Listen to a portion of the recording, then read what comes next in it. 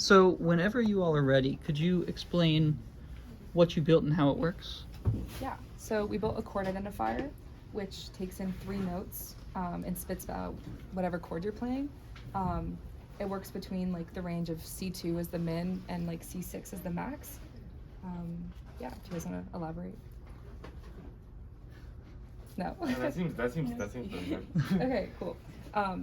Yeah, so the way it works is that this is a VGA screen, and this is a PuTTY, like a serial interface with the Pico. So essentially what's happening is you play a chord into the microphone, we send it through a low pass filter, which is getting rid of all the super high frequencies that are gonna slow down our FFT, our fast Fourier transform. And then so that goes into the Pico, and we have a series of if statements and signal processing that's happening on the Pico. And then we display what we output onto the VGA screen and more info on the PuTTY because the VGA screen is a bit slower. Yeah, so we're displaying the 3 max frequencies, the note numbers, which correspond to actual notes. So like E4, D4, all that stuff. And then the actual chord, if it's a valid chord. Yeah. Okay. So far it can identify major triads, minor triads, and diminished triads. I think that's all of them currently, but it's pretty trivial to add more if you would want. Yeah.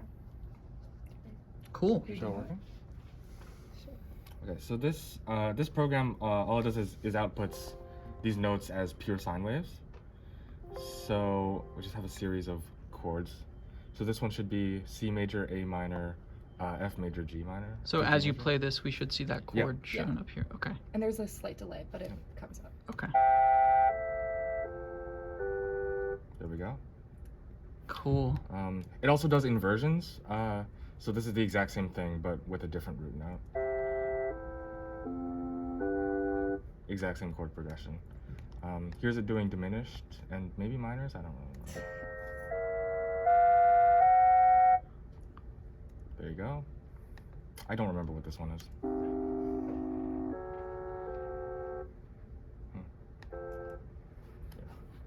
Can you play it one more time and I'll show the screen as you Yeah. play it? Yeah, so this like stores it more long term, and that one's just like immediate.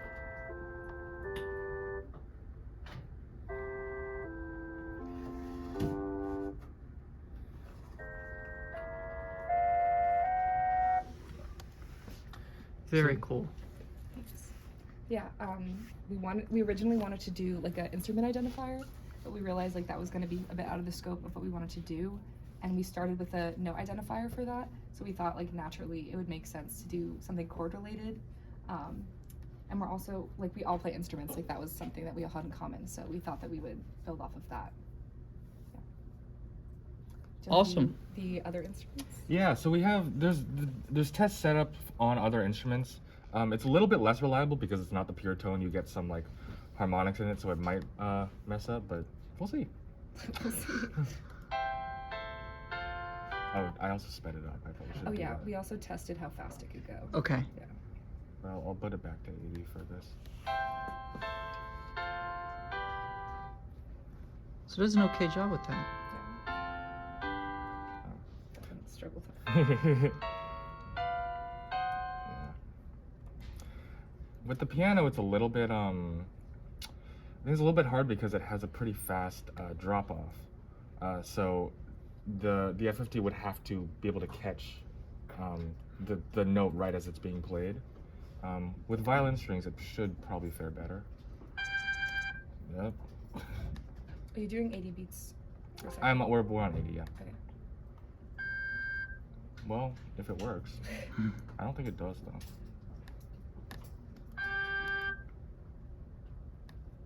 Is it too high for the violin? Possibly, yeah.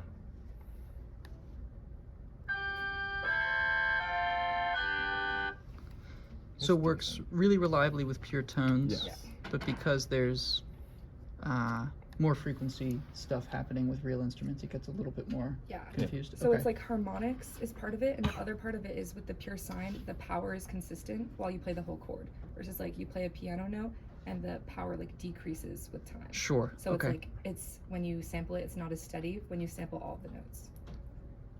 Gotcha. And to do the actual note identification, so So the laptop is just generating sounds, which are Yes. being gathered by the microphone. Yes. The microphone's going to an analog to digital converter on the Pico. You're computing an FFT. And then to identify the notes, are you looking at the bins of the FFT with the most power? Yeah. Okay. So I think it's the 3 highest notes. Yes. And then from that we find, okay, what are the differences between the first and the second note and the second and the third note, which determines if it's major or minor. And then we see what's the root note, because you could have inversions where like you play a C major chord, but the order that you hit the notes is different. Like the lowest note, instead of being a C, like the C is at the top rather than at the bottom. So Okay. it's still a C chord, but you would identify it as the same thing, but it's a different frequency together. Okay. Yeah. Okay. Awesome. Thank you. Yeah. Anything else? Should we do the speed thing? Oh yeah, so we Sure. tested our chord identifier at different tempos. So like with quarter note at XYZ like BPM, and so the fastest we found was at around like 100. Yeah, 100 beats per minute.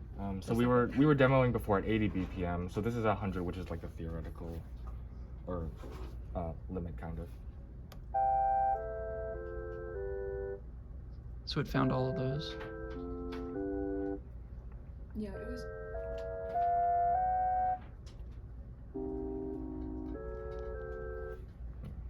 There's a little bit of delay on the FFT end and also on the display end. So you would there's a chance as you get higher that it's just not long enough for it to process it Okay. fully. Yeah, it's interesting because we found that at the slower tempos, it would say like unknown a little bit more on the VGA display because like the sustained note, I think like messed with the FFT, but when it was like faster, there was this sweet spot where it was like really seemed to be instantaneous. Yeah. So that was also really interesting. And then we also found that like for the major chords, it was able to identify them faster because the way our if statements work, like it looks for the major chords first, and then like the nested if statements go to the other types of chords. Yeah. Okay. Very nice. Thank you all. Thank you.